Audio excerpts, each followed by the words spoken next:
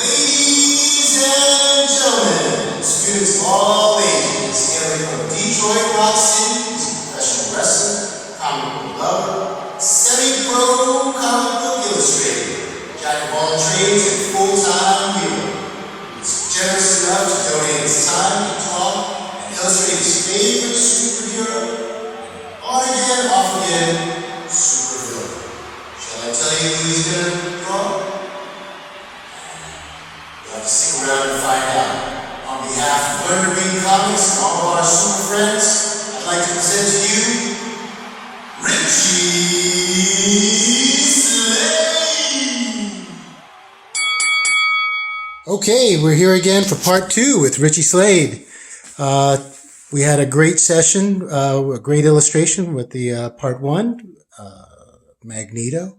And now we have a big surprise. We are drawing another one of his favorite X-Men. I'll let you take it away, Richie. All right. So, should I say it now? What we're Sure, why not? All right. So I figure, you know what? When it comes to reading books, there's nobody who's going to be as smart as one of the strongest X-Men, I would say, X-Men characters, which would be Beast. So none other than why it's just perfect. It's just you have books, you have Beast, put it together. It makes sense. All right. All right. So let's do this. And I don't know if anybody's done this before, but I figure we use a reference. I'm just going to use a reference for the figure, and we're going to use this as a reference. Well, look who that is there. Thanks. Reading a book. So I'm going to turn you into Beast. Sounds good to me. All right. All right, here we go. So when you start an illustration, obviously you'll start with the head first, or Yeah, typically I'll start with the head, but really, I mean, things adjust and they move. So right now I'm going with like a little frame, like just where do I want the neck and everything like that. And of course, you know, you get Beast is a big guy. You're a big guy too, but Thanks. Beast has got the muscles, and it's almost that's why his name is Beast. But yeah, so I'm just putting in the frame here, and I'm gonna see. Like certain things that I might need a little bit more help with instead of using my own imagination, and it'd be like, for example, your hands, where your hands are at, where certain things are. So like this kind of helps me get like a little rough idea. It doesn't have to be perfect or anything like that. This is so rough. It may not even look like this towards the end of it. It might be just something completely different. But do you find that you use like circles and squares? Yes. And lines are circles are based pretty much in everything. Triangles, you name it, it's all there. Pretty much that's I think everything it's a shape. So you're utilizing all that shape and kind of molding it. I always also think this whenever I'm drawing, I feel like I'm sculpting, and that's another thing that I'm very interested in. I've gotten into over the years is sculpting, and I realize how close the two are. Is you're creating something that is perhaps doesn't it's not there 1 minute, and you're coming up with it. You're putting a face to it. Now it's becoming a person. It's becoming it's almost like being what is it called? Forensic science. What do those guys do when they're trying to make the faces and come up with what the guy looked like if they are not identified? Well, that's one way of doing it. So it's the same thing. It's like when you're coming up with a face, and it's a lot of times it's from nowhere. You're not using a reference, or you're not trying to make the person look exactly alike. All right. So I think. You see, like, I would have had, like, my mind, I would actually have a difficult time trying to come up with this pose naturally. Like, with the faces, I'm more confident in. I can make it out of nowhere 9 times out of 10. But when it comes to, like, the body and stuff like that, I haven't practiced enough to be able to be confident in it and do it myself. So you see, like, I'm already seeing right now, like, I need to adjust some things. And it's okay to erase and keep going and making adjustments to what you need to do.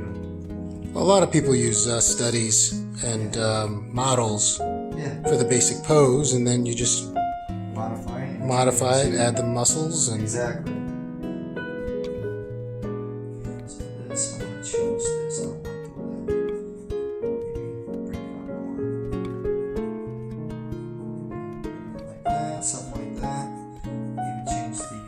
Beast is a big guy, so I think it would make sense that the book fit if you're a little bit small in his hands, because he's a big dude. So yeah.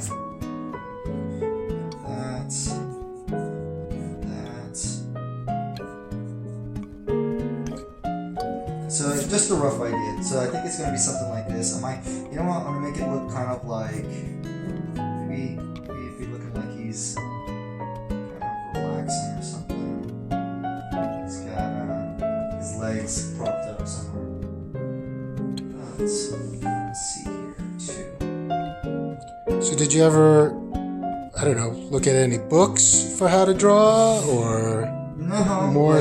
Like I wish, looking back, I wish I took the advantage when I was a kid and went to school and regarding art classes. I'm sure I would have learned a lot more that way too. But the majority of the stuff that I do is literally self-taught. I taught myself studying certain things, and that's pretty much how I learned how to do it. Everything's self-taught.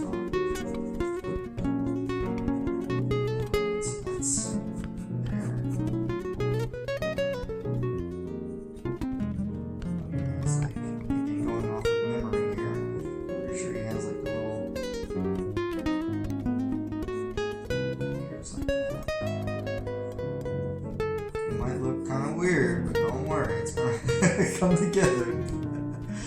Let's see.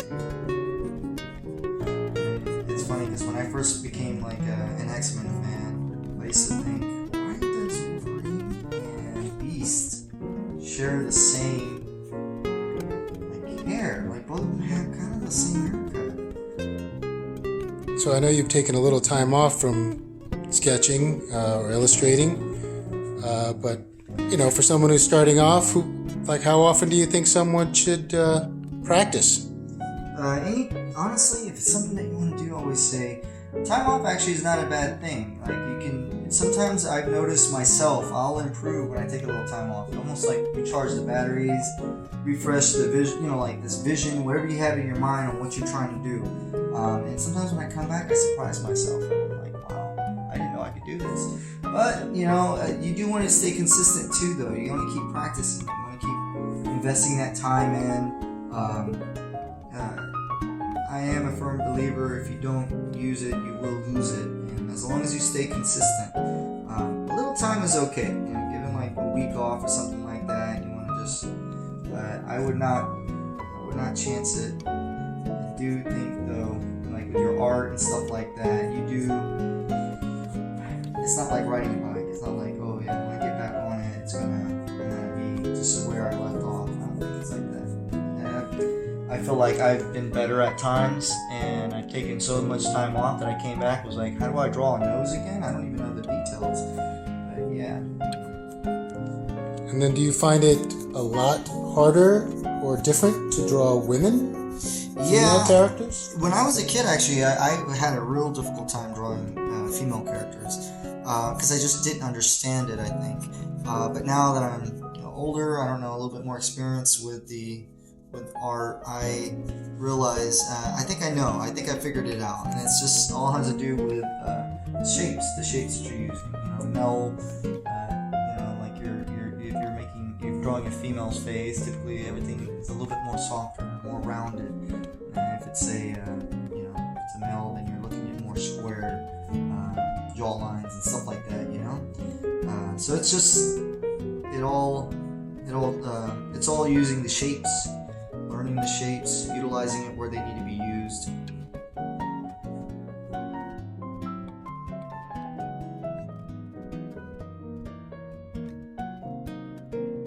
And how long does a typical sketch take that you work on? Depends. Sometimes I'm very impatient, so if I don't want to spend a lot of time, I'll rush it, which is bad because at the end of it I may mess something up and just hate the drawing altogether. But one of the things is I realize sometimes it's good just to take your time. Sometimes I don't even finish it in the same session. Sometimes I'll just walk away and say, you know what, let me recharge my batteries. Let me get a fresh look. Maybe right now I'm looking at it too hard, and it's not coming to me now, but it'll come to me later.